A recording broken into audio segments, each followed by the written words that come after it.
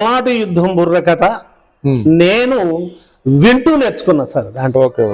నేర్చుకొని సరిగా పాడుకుంటూ ఉండేవాడిని, చెప్పుకుంటూ వినరా భారత వీర కుమార విజయం మనదేరా,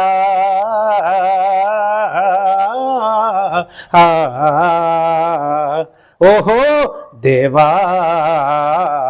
స్వాతంత్ర దీక్షను మనమున నిలుకొని శ్రద్ధగా వినవలేరా అని ఆయన అట అట బాగుపాడేది అనమాట. ఇంకా కోళ్ళ పందెం కూడా దులిపేస్తారు ఆయన. అదిగో పేరుకున్న పందెగాళ్ళురా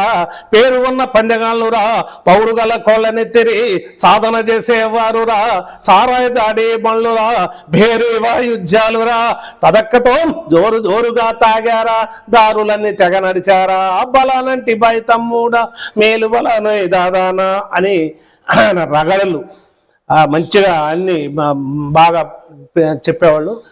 ఆయన ఆ పల్నాటి యుద్ధం బుర్రకథ చెప్తుంటే నేను వినేవాడిని, మంచిగా నేర్చుకొని అప్పుడప్పుడు పాడుకుంటూనే గొడ్ల కాడ ఆడ దాన్ని మర్చిపోకుండా ఆ పల్నాటి యుద్ధం మళ్ళీ పుస్తకం కూడా తెచ్చుకొని నేను ఆయన తిప్పలపడి ఒక పుస్తకం తెచ్చుకొని ఆ నాజర్ గారు రాసిన పుస్తకాన్ని తెచ్చుకొని ఆ పుస్తకం చదువుకుంటూ ఆ కథ మొత్తం కూడా అన్ని రగళ్ళు ఎక్కడ ఏదేది అనాలని ఆ రేడియోలో వినుకుంటూ నేను నేర్చుకున్నా.